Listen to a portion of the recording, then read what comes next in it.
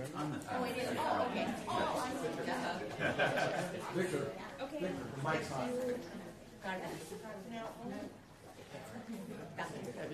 If you're here with an organization, you kind of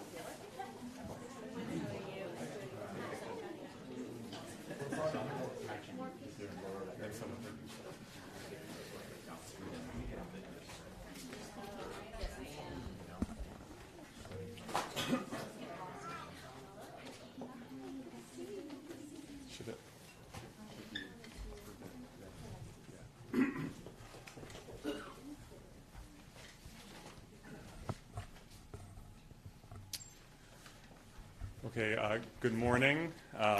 Welcome to San Francisco General Hospital. I'm Scott Wiener. I have the honor of representing San Francisco and northern San Mateo County in the California State Senate. And I want to thank San Francisco General Hospital for graciously hosting us today. San Francisco General receives the people who are often badly injured in collisions that occur on our state highways that are actually city surface streets and that are not safe enough. And so the physicians and the staff at San Francisco General understand the importance of this issue more than most people. Today I am pleased to announce the introduction of Senate Bill 127, which will require Caltrans, which will require the state of California to improve the safety of our state highways that run through cities and towns so that all users can be safe, not just people driving cars, but also pedestrians, cyclists, and people who are waiting for the bus and trying to access public transportation. A lot of people don't realize the diversity of our state highway system. When we think of state highways, we think of the sort of more traditional major freeway that no one would really try to cross on foot or no one would want to probably bike on. But we have a significant number of state highways, quote unquote, that are actually city surface streets. So this is throughout the state, but in San Francisco, it's streets like 19th Avenue and Van Ness, and Lombard and Park Presidio, Telegraph Avenue in the East Bay, El Camino Real on the peninsula. There are smaller towns in California where maybe their only street is a state highway. And the problem is that Caltrans historically has treated these what are really city surface streets where people walk on and bike and wait for the bus, has treated them as if they were the same as a major traditional highway. And they're not. We need to make sure that these streets are safe for all users. So SB 127 will do a few things. It will require that when Caltrans is using the Highway Maintenance Fund to do projects on these city streets that are actually state highways, that Caltrans must incorporate what we call complete streets elements. So, for example, you have to have a sidewalk. And there are city streets that are really state highways in California that don't even have sidewalks. You have to take into account and plan for how pedestrians are going to safely cross the street. You have to take into account and plan for how cyclists are going to use the street and put the appropriate infrastructure in, and how people who are trying to catch the bus are going to do so and be able to access that bus in a safe way instead of having to dodge potentially vehicles that could injure or kill the person. Caltrans will have to interact with the local community and on its project team include representation from local pedestrian and bike advisory committees to consult and provide feedback on what that local community needs. And then we are going to flip what the default is. Right now, the default is that when Caltrans does these projects, in order to make bike or pedestrian improvements, you have to get a waiver from the default rule, which is that there will be no such improvements. So the default now is no bike or pedestrian improvements, and you can get a special waiver to do it. We're going to make the default that Caltrans will do bike and pedestrian improvements, and if there is some special reason, they can seek a special waiver. So we're going to change what the default is. We are also going to change in terms of state highway funding priorities. Right now, the number one priority is the operation, maintenance, and rehabilitation of the state highway system. And of course, that's incredibly important. We're not going to be ending that. We need to maintain and operate and rehabilitate the state highway system. But we're going to make the top priority the accessibility for all users in our state highway system to improve the efficiency of the system, to reduce vehicle mile traveled, and to promote public health. So this is really about a few things. It's about safety.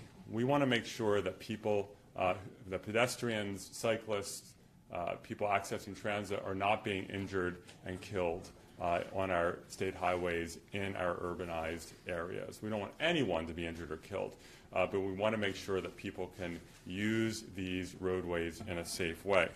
This is about health, and you'll hear from health advocates today, because we want people, as a matter of health, to walk more, to bike more, to use transit where you have to walk to and from. And if people are able to engage in active transportation, they will be healthier. People will lose weight. People will have less diabetes.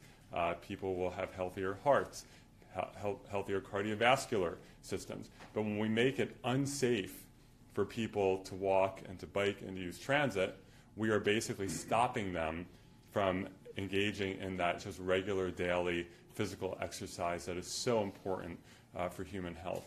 And it's also about our climate goals.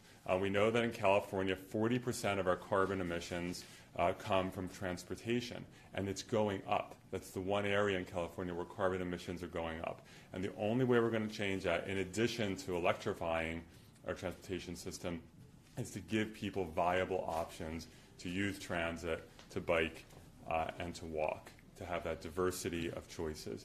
But again, that can only happen if it's safe to do so. So that's what this bill will do. We look forward to working with our incredibly broad and diverse coalition to getting it passed. Before I turn it over to the next speaker, I do want to just acknowledge a few people, in addition to thanking San Francisco General Jonathan Matz, the California Senior Policy Manager for Safe Routes to School, Matt Brzezina, here with his new daughter, who is one of our amazing local Complete Streets activists, and Esther Rivera, the State Policy Manager from California Walks. So with that, this is a state issue, but it is also a local issue, and I want to next bring up my former colleague on the Board of Supervisors, who's been just a tremendous and tenacious advocate for street safety, for pedestrians in particular, but for all users, Supervisor Norman Yee. Thank you, Senator Wiener. It seems like every time I come here, it's since 2006, it's been about press conferences to make our city a lot safer. In 2006, I was here for a month as a resident because I was hit by a car and I almost died. So thank goodness this hospital was here, and I really appreciate this hospital. So last year we had a press conference here, and it was related. It was the automated speed enforcement issue that we really were trying to push at the state level, and hopefully that didn't pass, but hopefully is still alive in terms of having the opportunity to put it through legislation in the future. And many of us standing behind me are really advocating for that effort. So this is not simply a talking point that I'm talking about, but a real true commitment for me and the Board of Supervisors. It was the reason I authored the Vision Zero policy in 2014. And I proudly serve as the chair of the Vision Zero Committee for the County Transportation Authority, and gave seed money to launch the San Francisco Bay Area chapter of Families for Safe Streets, who you will be hearing from next. Since 2014, in San Francisco, we have had the Better Streets plan, which provides a comprehensive set of guidelines for the design of San Francisco street for pedestrians. In our codes, we have also the complete streets. I'm sorry, we duplicate each other. But we do have that policy, and that directs the city to include pedestrian, bicycle, and streetscape improvements as part of any planning or construction in the public right-of-way. Senator Wiener's legislation not only is aligned with these policies and goals, but SB 127 also secures funding for streets where Caltrans has primary oversight, and to ensure that the streets are really prioritizing the safety of our pedestrians and bicyclists. Improving the safety and accessibility of our streets is a top priority for me, and as president of the Board of Supervisors, I will ensure that our policies will continue strongly to support our Vision Zero. I want to thank Senator Wiener for introducing SB 127 that prioritizes safety of our residents, particularly the most vulnerable, our pedestrians and our bicyclists. This is especially true because, for me, that this is important because 2 of the thoroughways are actually in my district. Senator Wiener named 19th Avenue. It cuts right into my district. Also Slope Boulevard, where several people have been killed through collisions, is also in my district. So I really want to thank him again, and I will make a commitment to make sure the full Board of Supervisors in San Francisco will get completely behind and support this bill. So right now, I'd like to, as a survivor of fatal collision crossing the street, it is my honor really to introduce Jenny Yu. She's really the founding member, one of the founding members of the San Francisco Bay Area Families for Safe Streets. Jenny?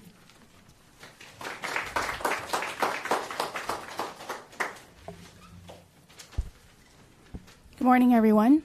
My name is Jenny Yu, and I'm a founding member of San Francisco Bay Area Families for Safe Streets. Families for Safe Streets is a group of crash survivors, as well as those whose loved ones have been severely injured or killed in traffic crashes. Thank you for allowing me to be here this morning to share why legislation like Senator Wiener's is so important. Can any of you guys imagine waking up every day not knowing what your day will be like and not knowing how you'll be feeling? I presume it was very hard for most of you to even think about living in such a state. Well, that is how my mother has been living the past 7 years. On February 22nd, 2011, walking across Park Presidio Boulevard, my mother was hit by a car and severely injured. Her body was flung across the street, rupturing her spleen, fracturing her humerus, ribs, and causing traumatic injury to a large portion of her brain. This crash took away my mother's life. She now suffers severe post-traumatic stress disorder and cognitive impairment. She has headaches, confusion, emotional outbursts of sadness or anger every single day. She is suicidal and has periods of times when she thinks her children are evil and plotting against her throughout the day. My siblings and I live in a constant state of fear and hopelessness, but what we can only do is continue to try every single day to take care of her. She now needs care around the clock. With what we have to go through, we want people to know crashes take away lives, many lives. Crashes like my mom's are not accidents. They are preventable, and we can and must stop them. We already have the tools to make our streets safer. Tools like better street design and speed safety cameras. Senator Wiener's legislation make those tools a requirement on some of our most dangerous streets. It will ensure that Caltrans prioritize engineering solutions that keep pedestrians like my mom safe. Because if Park Presidio Boulevard had been designed with my mother's safety in mind, she might still be living the full and wonderful life she used to have. Thank you.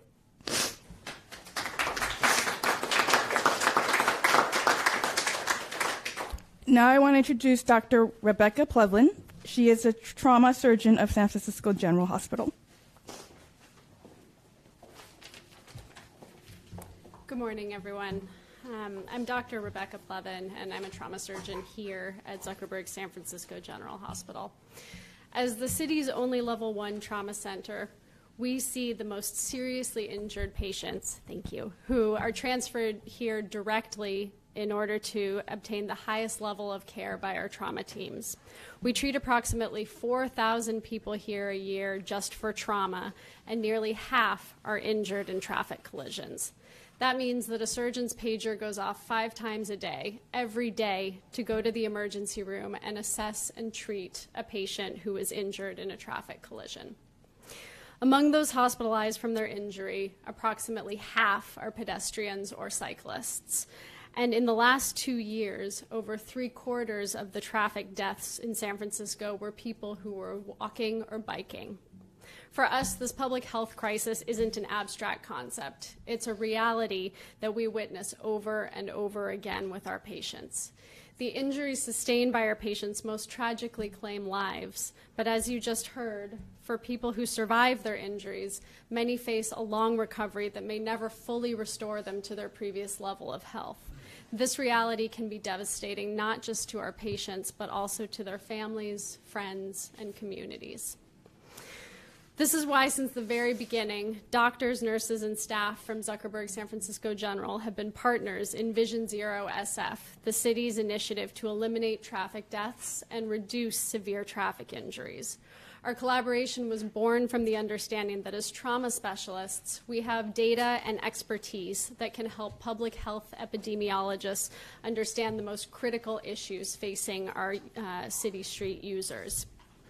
Our Vision Zero Injury Prevention Research Collaborative, a partnership with the San Francisco Department of Public Health, was the first in the country to link and map hospital and police data in order to identify the Vision Zero High Injury Network, the 13% of streets within the city where 75% of our severe and fatal traffic injuries occur. Our Vision Zero partners, including the SFMTA and SFPD, prioritize engineering, education, and enforcement efforts on that network of streets in order to save lives and reduce severe injuries. The High Injury Network includes streets owned by Caltrans, including sections of 19th Avenue, Lombard Street, and Van Ness Avenue, as well as others. Arterial roads with fast-moving traffic are particularly dangerous for our patients, as speed is the leading predictor of severe injury and whether or not somebody survives a traffic crash. Seniors are particularly vulnerable and comprise half of the pedestrian deaths in our city. Creating safer streets for everyone to walk and bike, the goal of this legislation, can save lives, improve health, and keep people out of our operating rooms. Thank you to Senator Wiener for the opportunity to stand here in support of safe streets for our communities.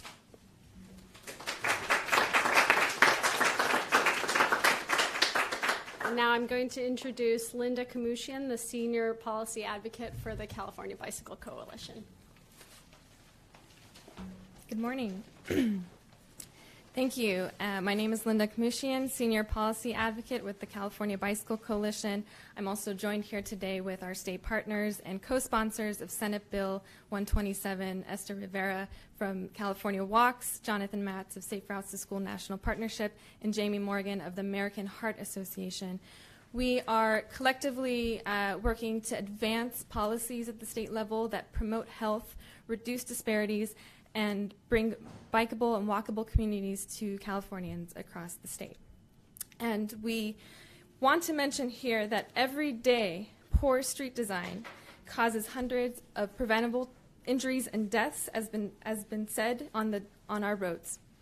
And some of the most dangerous and uninviting spaces are for walking and biking are Caltrans roads. These are roads that Caltrans identifies as highways, but we know as places that are home, that are places that are where we walk to the grocery store, our small businesses, our schools, and places of worship. As mentioned, it's streets like Van Ness and 19th Street here in 19th Avenue in San Francisco, but it's also places like Santa Monica Boulevard in Los Angeles, 24th Street in Bakersfield, and Ashby Avenue in Berkeley, California. Every year, Caltrans invests billions of dollars to redesign and rehabilitate these roads. And instead of redesigning for the safety of all users, they have prioritized cars and lost opportunities to bring bikeable and walkable communities to our neighbors, and friends. Because of this, the lives of our loved ones are vulnerable, as has been mentioned, and often cut short. Because of this, we have systematically designed health out of our lives and healthy movement and affordable transportation out of our lives. SB 127, Complete Streets for Active Living, is designed to remedy the damages caused by outmoded car-centric mentality by prioritizing people first in our investments. This bill requires Caltrans to build complete streets where we need them the most in order to provide all users access to our community amenities. Complete streets are roads designed where crashes are reduced, injuries are eliminated, and deaths are eliminated. Complete streets add physical activity back into our lives, and complete streets move more people more of the time to more places. We need complete streets, and Californians want complete streets. In 2017, our survey of California voters showed that 8 out of 10 people want complete streets in their neighborhoods, and two-thirds of our voters want to have protected bike lanes, and that would encourage them to be on the roads biking and walking more of the time. We want to thank Senator Wiener for his unwavering commitment, for bringing back this bill again, for keeping his support, and for showing that we can reduce traffic violence and we can create healthy communities across California. Thank you. And I'd like to introduce a longtime American Heart Association volunteer, B. Cardenas Duncan. Good morning, everyone. I raised my children in San Francisco.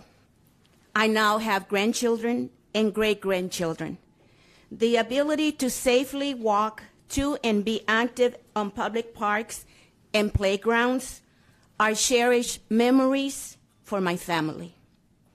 Over the past 10 years, the percentage of American teens who have been diagnosed with type 2 diabetes or are pre-diabetic has risen from 9% to 25%.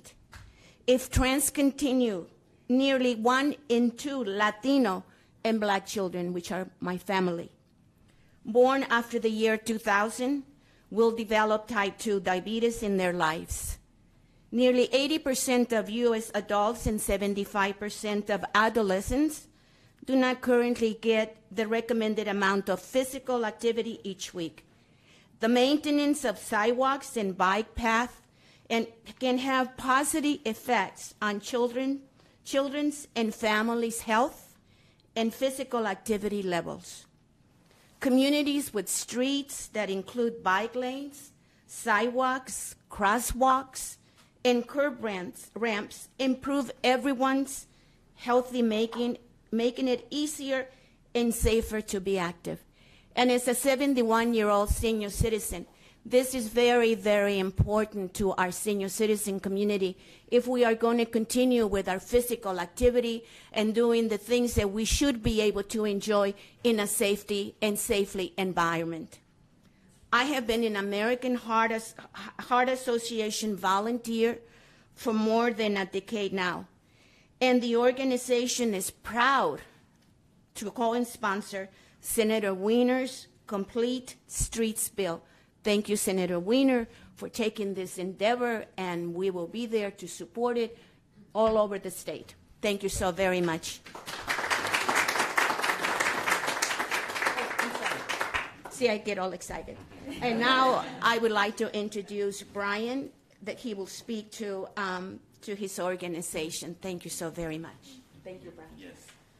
Thank you, B. My name is Brian Wiedenmeyer. I'm the executive director of the San Francisco Bicycle Coalition, and on behalf of our over 10,000 members, I want to thank Senator Scott Wiener for authoring this piece of legislation that is going to bring vital safety improvements to communities across our state. I also want to thank President Yi for your leadership on Vision Zero here in San Francisco. And as we sit just 5 years away from our 2024 goal of achieving Vision Zero here in San Francisco, pieces of legislation like this are more important than ever to make sure we can get to 0 serious injuries and fatal collisions by 2024. December, just last month, right before the holiday, I received a phone call on a Friday evening from a gentleman who wanted to let me know that his wife and son had been involved in a collision biking home from school in the Sunset District. That collision happened on 19th Avenue, which is a very busy street and happens to be a state highway under Caltrans control. That young boy received excellent care here. I want to thank the staff at Zuckerberg San Francisco General Hospital for their professionalism. He is expected to make a full recovery, but his mother was also injured and will recover. But the trauma that their family has experienced is going to have lasting impact, as we heard from Jenny. Even if collisions are not fatal, those injuries and the after effects can last with individuals for years and years later. That father reached out to me as an advocate to plead, what can we do to improve safety on a busy street like 19th Avenue? What I had to say back to him was, it is part of our state highway system. It's under Caltrans control, and it's complicated. That answer is insufficient, and I am so happy that when SB 127 passes, we will have one more tool in our toolbox to address the kinds of street safety improvements that communities like the Sunset District in San Francisco need, and like that young boy deserved before he was hit biking home from school. So, I think it's been named all the benefits for more people biking and walking. Their health benefits individually, for the health of our planet.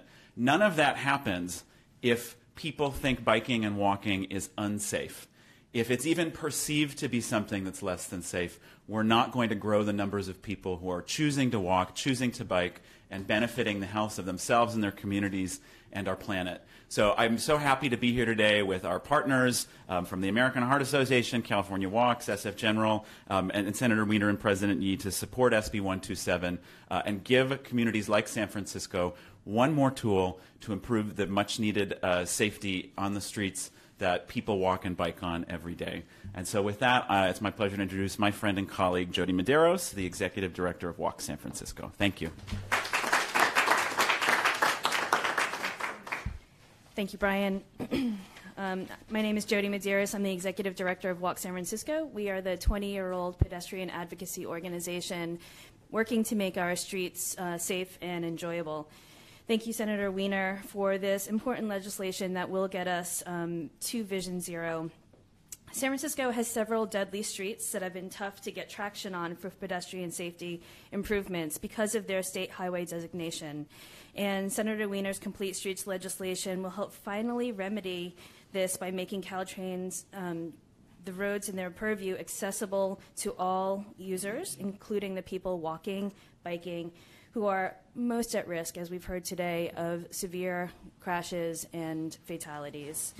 So streets like 19th Avenue, 6 lanes, fast-moving highways that are disguised as neighborhood streets, they're death traps, and we need to stop this. So thank you to Senator Wiener for this Complete Streets bill, because we will be able to design them as more friendly neighborhood streets that are not designed to move cars quickly, but have the thoughts in mind for pedestrians and people who bike. Thank you again to Senator Wiener for introducing this legislation, and I am proud to be part of the coalition that will be there to back him to make sure that this legislation passes in Sacramento. Thank you very much. And now I would like to give Senator Wiener the microphone. Thank you. Great. As you can see, this is a really strong and broad coalition. Whenever you're trying to make fundamental change, it's hard work, but I feel good about where we are and the strength that we're going to bring to getting this bill passed. So that concludes our press conference. Happy to answer a few questions now or on the side. And again, I want to thank everyone for being here today. Thank you.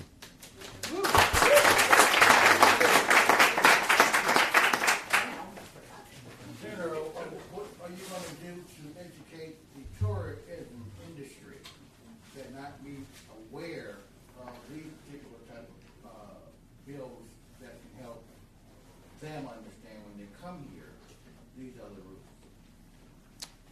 Well, of course, we want to make sure that tourists know how to be safe in our city, and we want to have a welcoming city so that if tourists are visiting here, they can walk around and bike around and ride Muni and and so forth, and do so safely. So that's very important.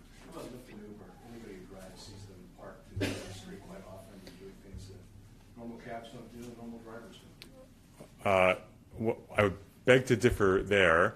That other people don't do that. When you're talking about double parking, I actually, on the Board of Supervisors, tried to go to war against double parking in San Francisco when there were not nearly as many Lyfts and Ubers. So yes, Lyfts and Ubers and taxis and private drivers and delivery trucks and everyone else under the sun, people in San Francisco all too often feel liberated to basically park their car in the middle of the street. People will park it in a lane of traffic, causing a traffic jam. They'll block a bike lane and just feel like, oh, this is like another parking spot. And so that forces cyclists to go out into the road.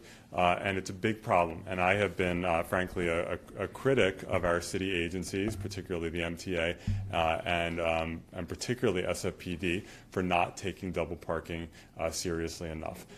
There needs to be consistent enforcement against double parking. It's the only way that we're going to reduce it. MTA has taken some steps, but they need to do more, and SFPD needs to do more. So yes, Lyft and Uber are a problem with double parking, but they're not the only problem. This bill is really great and it addresses specific highways, like the Caltrans controlled facilities. Can you talk a little bit about how that might affect design in the rest of the city? Sure. Well, San Francisco, in particular, has been pretty aggressive about trying to redesign streets to make them safer. I think we have 800 miles of roadway in San Francisco, so it is not an easy or a cheap task, but we've been methodically trying to do that. And it can be controversial because it can impact parking, it can impact the lanes of traffic, so there's always some controversy, but we know that people want protected bike lanes, people want to prioritize buses, people want safer pedestrian crossings. So the city, I think, has been doing a really, it's never fast enough, and it needs to be more and faster, but the city is moving in a positive direction, and we want to make sure that Caltrans, state highway right-of-way, that we're complementing what the city is doing and integrating it. And keep in mind that when you look at a 19th Avenue or a Van Ness or a Lombard or a Sloat or a Park Presidio, et cetera, or El Camino Real, city streets, local streets are intersecting with them. And I know that the San Francisco historically has had a lot of challenges engaging Caltrans in making improvements at these intersections of local and state streets. I think there's been some improvement there in terms of Caltrans's attitude and approach, but we need a lot more. And so that's why this legislation matters a lot. Great. Senator, we have one more. It's not on this topic. Yeah. Can we ask you here? About PG&E? sure, happy to answer. Anybody else want to? No. Yes. Okay. Let me just start. I mean, we were looking at the same scenario we looked at more than a decade ago of a proposed bailout for bankruptcy. What do you do this time to make sure? Sure. Well, the situation now is different. We don't have the energy crisis that we had in the early 2000s. So people need to understand that this isn't about losing access to electricity. The lights are still going to turn on. We don't have the Enron kind of situation. This is about a utility that has a lot of infrastructure that is old, that has not been properly maintained, and too many fires are happening.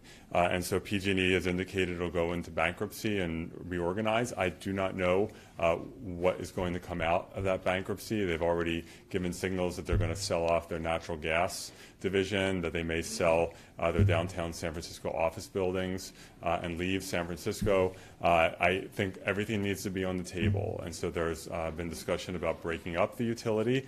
If that's going to increase safety and reliability, then that should absolutely be considered, and I personally believe that San Francisco should explore the possibility of purchasing PG&E's transmission and distribution assets that serve San Francisco, so we can take our existing public power utility at the Public Utilities Commission and expand it.